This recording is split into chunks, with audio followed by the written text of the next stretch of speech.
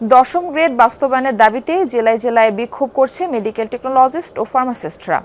সকাল ৮টা থেকে বরিশাল, চট্টগ্রাম, ময়মনসিংহ, ফেনী সহ বিভিন্ন জেলার হাসপাতাল চত্বরে অবস্থান নেন আন্দোলনকারীরা।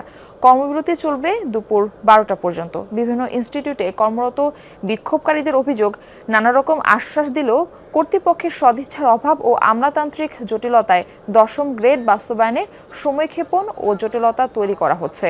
যৌক্তিক দাবিতে দীর্ঘদিন ধরে শান্তিপূর্ণ আন্দোলন করেও কোনো সুরাহা না হওয়ায় তারা কাজ বন্ধ রেখে মাঠে নেমেছেন। দাবি না মানলে কমপ্লিট শাটডাউনের হুঁশিয়ারি দিয়েছেন আন্দোলনকারীরা। এদিকে টেকনোলজিস্ট ও ফার্মাসিস্ট না থাকায় বিপাকে পড়েন এক্স-রে সহ বিশেষায়িত ওয়ার্ডে সেবা নিতে আসা রোগী ও সেবা প্রার্থীরা।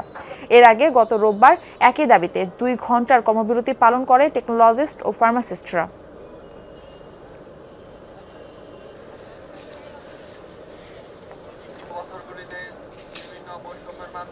এর আগে গত রোববার একই দাবিতে ২ ঘন্টার কর্মবিরতি পালন করে টেকনোলজিস্ট ও ফার্মাসিস্টরা।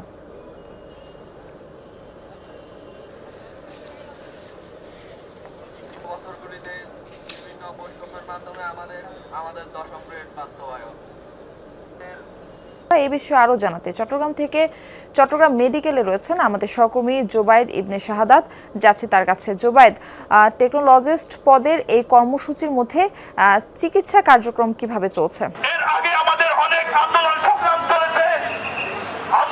মারফি, তারা সকাল ৮টা থেকে কর্মসূচি কর্মবিরতি পালন করছেন। এটি 12টা পর্যন্ত অর্ধ দিবস কর্মবিরতি পালন করবেন এবং তারা আজকের এই কর্মবিরতি থেকে হুঁশিয়ারি দিয়েছেন, দাবি না মানা হলে আগামীকাল থেকে লাগাতার পূর্ণ দিবস কর্মবিরতি তারা পালন করবেন এবং এই কর্মবিরতির কারণে প্যাথোলজি, রেডিওলজি, এমআরআই, এক্স-রে সহ বিশেষায়িত যে সকল চিকিৎসা সেবা নিতে আসেন রোগীরা, তারা কিন্তু ভোগান্তিতে পড়েছেন। সকাল থেকে মেডিকেলের সেসব গুরুত্বপূর্ণ ওয়ার্ডে আমরা গেছি এবং সেখানে রোগীদের ভোগান্তি দেখেছি।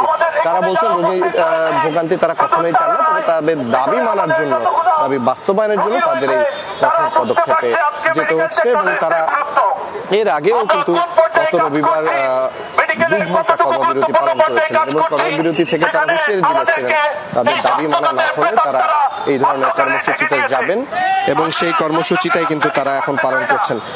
এই কর্মসূচির মাধ্যমে তারা যেটা পরিষ্কার তাদের যে হুঁশিয়ারি দিতে চান যে দাবিটা যাতে মেনে নেওয়া হয় এবং এই দাবি মেনে নেওয়া না হলে এভাবে লাগাতার কর্মসূচিতে তারা যাবেন এবং সেই কর্মসূচির শুরুটা এখন থেকেই হয়েছে। এর আগেও তারা কর্মসূচি পালন করে কোন রকম দাবি আদায় করতে পারেননি, যার কারণে তাদের একটা ক্ষোভ রয়েছে। তারা বলছেন সরকারের যারা স্বাস্থ্য অধিদপ্তর সহ সরকারের উচ্চ মহল আছে।